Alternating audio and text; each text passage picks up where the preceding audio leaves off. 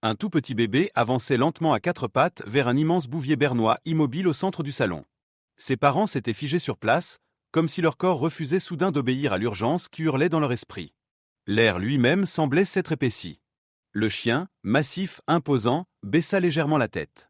Et ce qui allait suivre marquerait à jamais la mémoire de cette famille. Atlas reste, lança Sarah d'une voix tendue, presque trop forte, tandis que son fils Noah, à peine 10 mois, progressait maladroitement sur le parquet lisse.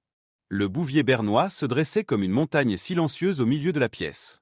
Avec ses 52 kilos, Atlas était gigantesque.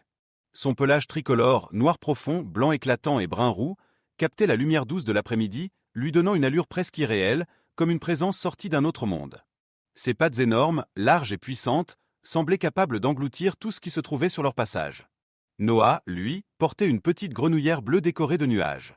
Ses jambes potelées glissaient de façon hésitante tandis qu'il avançait, les paumes frappant le sol avec un enthousiasme maladroit. Ses yeux ronds étaient fixés sur le chien, illuminés d'une fascination pure, dénués de toute peur, de toute hésitation. Il émit un petit rire, un son clair et joyeux, totalement inconscient du danger que ses parents percevaient déjà. « Sarah, peut-être qu'on devrait » murmura David depuis le canapé, se levant à moitié, la tasse de café oubliée dans sa main crispée. « Je sais » l'interrompit-elle aussitôt, la gorge serrée. « Je le vois. » Atlas vivait avec eux depuis 4 ans. Bien avant la naissance de Noah. Il avait toujours été doux, patient, attentif, presque prévenant. Jamais un grognement, jamais un geste brusque. Mais aujourd'hui, tout semblait différent. Aujourd'hui, c'était leur enfant qui avançait vers lui. Et voir leur bébé de 10 mois s'approcher d'un animal aussi massif réveillait en eux des peurs primaires, incontrôlables. Noah continuait d'avancer. Chaque centimètre semblait interminable. Ses petits doigts s'ouvraient et se refermaient, cherchant quelque chose à saisir. Son sourire était large, lumineux, d'une innocence presque douloureuse à regarder. Ce contraste entre sa confiance absolue et la panique silencieuse de ses parents serrait le cœur de Sarah. Les oreilles d'Atlas se redressèrent légèrement. Ses grands yeux bruns suivirent chaque mouvement du bébé avec une attention troublante. Il ne recula pas. Il n'avança pas non plus.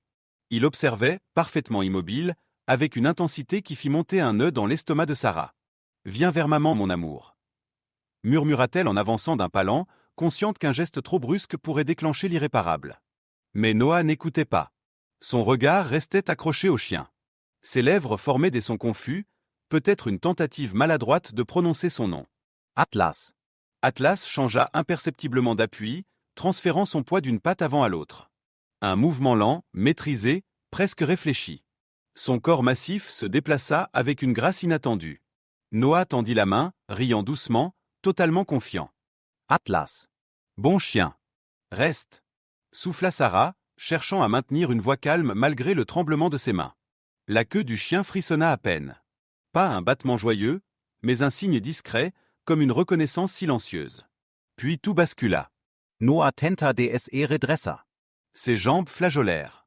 Son pied glissa sur le parquet. Son équilibre se rompit. Son petit corps bascula en arrière. « Noah » cria Sarah en se précipitant. Mais Atlas avait déjà réagi.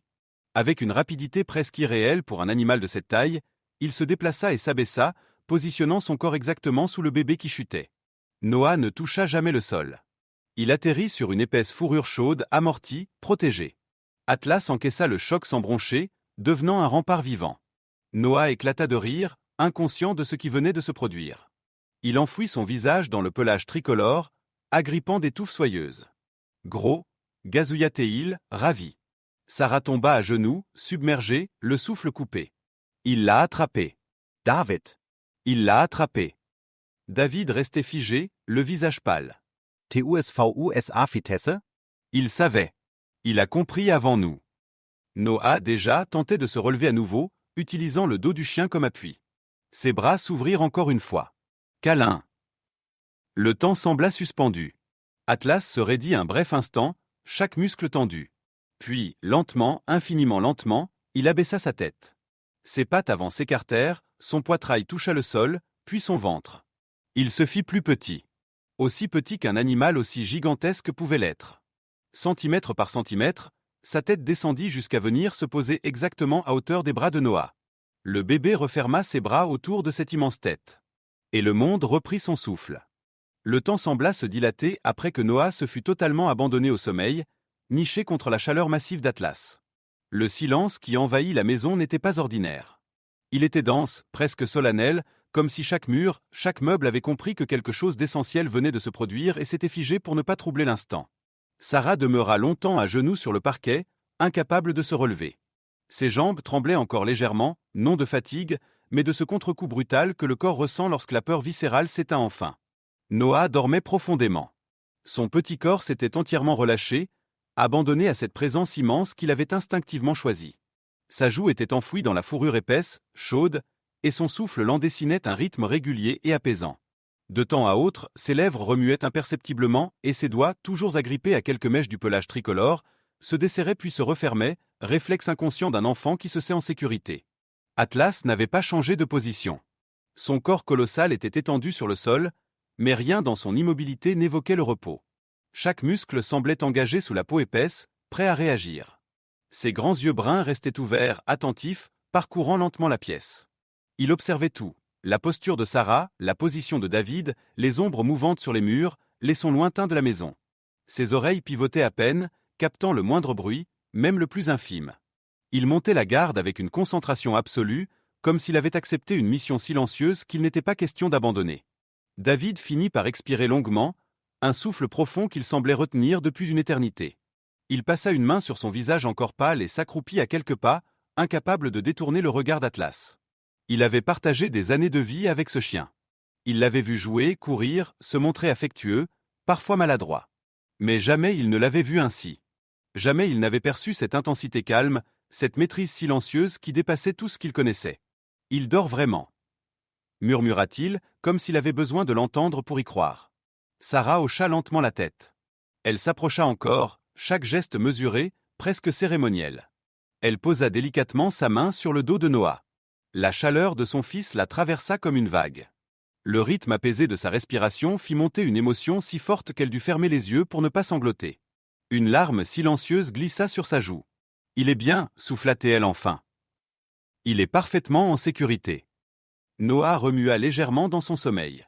Son petit poing se referma soudain sur une touffe de poils, tirant sans le vouloir. Le cœur de Sarah se serra instantanément. Mais Atlas réagit avant même qu'elle n'ait le temps de bouger. Sans précipitation, sans nervosité, il ajusta subtilement son corps. Quelques millimètres à peine. Un déplacement presque invisible de son épaule, juste assez pour offrir un appui plus stable au bébé. Le geste était précis, maîtrisé, parfaitement dosé. À cet instant, quelque chose céda en Sarah. Une barrière invisible qu'elle portait depuis la naissance de Noah, faite de crainte constante et de vigilance épuisante, s'effondra lentement. À sa place naquit une certitude nouvelle, troublante mais apaisante. Atlas ne se contentait pas d'être doux. Il veillait. Les minutes passèrent. Puis les dizaines de minutes.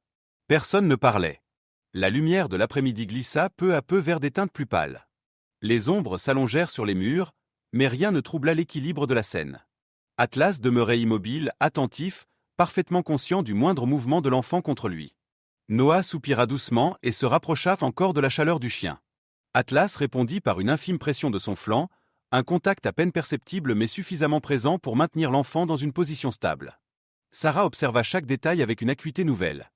La manière dont la poitrine d'Atlas se soulevait lentement, la tension maîtrisée de ses pattes, l'angle précis de son corps placé instinctivement entre Noah et le reste de la pièce. Rien n'était laissé au hasard. Ce n'était pas un simple instinct brut. C'était une vigilance consciente, réfléchie, presque solennelle. David se rapprocha légèrement et murmura « On dirait qu'il sait exactement ce qu'il fait. » Sarah acquiesça sans quitter la scène des yeux. « Oui. Et je crois qu'il a compris bien avant nous. » Ils reculèrent ensuite de quelques pas, respectueux de cet espace devenu presque sacré. David évoqua à voix basse l'idée de porter Noah jusqu'à son lit, mais Sarah secoua lentement la tête. « Pas maintenant. Pas comme ça. » Ils restèrent là, silencieux, observant cette image irréelle. Un bébé profondément endormi contre un chien gigantesque et un chien immobile, attentif, prêt à intervenir au moindre danger. Une paix inattendue s'installa en Sarah, solide, irrévocable. À cet instant précis, elle comprit que quelque chose venait de changer pour toujours. Sans discussion. Sans décision formelle. Un lien venait de se sceller. À partir de ce jour-là, Atlas ne serait plus simplement le chien de la famille. Il serait le gardien de leur enfant. Noah se réveilla lentement, sans brusquerie, comme s'il remontait à la surface après un rêve profond. La lumière dans le salon avait changé. Elle n'était plus vive ni tranchante, mais douce, presque dorée, filtrant à travers les rideaux et dessinant de longues ombres sur le parquet. Il cligna des yeux, encore désorienté, puis bougea légèrement. La première chose qu'il sentit ne fut ni le sol ni le froid, mais une chaleur dense, rassurante, familière. Ses petits doigts se posèrent instinctivement sur quelque chose de doux, d'épais. Noah fronça les sourcils, puis leva lentement la tête. Devant lui se trouvait le visage immense d'Atlas. Les grands yeux bruns du chien étaient ouverts, calmes, attentifs. Ils ne trahissaient ni surprise ni agitation. Ils étaient simplement là, présents, ancrés. Noah émit un petit son confus, presque interrogatif, puis un sourire se dessina sur son visage. Il tendit la main et tapota maladroitement la tête du chien, comme pour vérifier qu'il ne rêvait pas. Atlas n'a bougé à pas. Il cligna lentement des yeux, un geste apaisant, presque tendre. Sarah observait la scène depuis plusieurs minutes déjà, immobile, le cœur serré. Elle n'avait pas osé intervenir lorsque Noah avait commencé à remuer. Elle voulait voir, comprendre. Elle retint son souffle lorsque son fils se redressa légèrement, encore instable, s'appuyant sans réfléchir sur le corps massif du chien. Atlas réagit immédiatement. Sans hâte, sans tension, il ajusta sa posture. Une patte se déplaça de quelques centimètres. Son flanc se rapprocha. Juste assez pour offrir un soutien ferme. Noah ne glissa pas. Il resta stable, parfaitement maintenu. David posa doucement une main sur l'épaule de Sarah. Aucun des deux ne parlait. Les mots leur semblaient inutiles, presque déplacés face à ce qui se déroulait sous leurs yeux. Noah éclata de rire. Un rire clair, sincère, rempli de cette joie simple et pure que seuls les enfants savent exprimer. Il se pencha de nouveau vers Atlas et entoura sa grande tête de ses bras maladroits. Gros, murmura-t-il, ravi. La queue d'Atlas bougea lentement contre le sol. Pas un battement enthousiaste, mais un mouvement discret, contenu. Il acceptait ce contact sans la moindre tension, sans la moindre hésitation. À cet instant précis, Sarah sentit les dernières résistances s'effondrer en elle. Jusqu'ici, une part d'elle était restée sur le qui-vive, prête à intervenir, à interrompre, à protéger coûte que coûte. Mais en regardant cette scène, elle comprit que quelque chose de plus fort que sa peur était à l'œuvre. Quelque chose de profondément juste. Atlas ne faisait pas que tolérer Noah. Il le reconnaissait. David se pencha légèrement en avant. Il lui fait confiance, murmura-t-il. Sarah acquiesça lentement. Et Noah lui fait confiance aussi. Noah se laissa retomber contre la fourrure, fatigué par l'effort, puis se redressa encore une fois. Ses gestes étaient maladroits, imprécis, mais Atlas anticipait chacun d'eux. Chaque mouvement du bébé était suivi d'un ajustement presque imperceptible du corps du chien. Une épaule. Un flanc. Une patte. Toujours exactement ce qu'il fallait. Jamais trop. Jamais trop peu. Sarah sentit ses yeux se remplir de larmes. Pas de peur. Pas de stress. Mais d'une émotion profonde, silencieuse, presque écrasante. Elle comprit que ce qu'elle voyait ne pourrait pas être défait. Ce lien, une fois créé, ne disparaîtrait pas. Noah finit par ramper doucement, s'éloignant de quelques centimètres seulement. Atlas resta attentif, son regard suivant chaque déplacement. Lorsque le bébé glissa légèrement, le chien se rapprocha aussitôt, formant une barrière naturelle entre Noah et le sol dur. Un geste maîtrisé. Une protection sans violence. Sarah s'agenouilla enfin et tendit les bras. Fiens, mon cœur. Noah hésita un instant, puis se tourna vers elle. Il avança maladroitement et se laissa attraper. Sarah le serra contre elle, respirant profondément l'odeur de son fils. Elle savait, à cet instant précis, que quelque chose venait de se stabiliser. Atlas se redressa lentement. Il étira son corps massif avec précaution, puis s'assit à quelques pas, toujours attentif. Son regard ne quittait pas Noah. Le soir tomba doucement sur la maison. Sarah emmena Noah dans sa chambre et le coucha. L'enfant s'endormit presque aussitôt, épuisé par les émotions de la journée. Elle resta un long moment près du lit, observant sa respiration paisible, puis quitta la pièce en silence. Dans le salon, Atlas était toujours là. Assis. Immobile. Comme s'il montait encore la garde. Sarah s'approcha et s'assit près de lui. Elle posa doucement sa main sur son cou épais. Atlas tourna légèrement la tête vers elle. Son regard était calme, profond. « Tu l'as protégé » murmura-t-elle. « Je l'ai vu. » La queue d'Atlas frappa doucement le sol. Une seule fois. David les rejoignit. Aucun mot ne fut échangé. Il n'y en avait pas besoin. À partir de ce jour-là, plus rien ne fut jamais tout à fait pareil dans cette maison. Noah grandit avec la certitude silencieuse qu'il n'était jamais seul. Et Atlas, fidèle à ce qu'il avait montré ce jour-là, resta toujours là. Présent. Vigilant. Comme un gardien.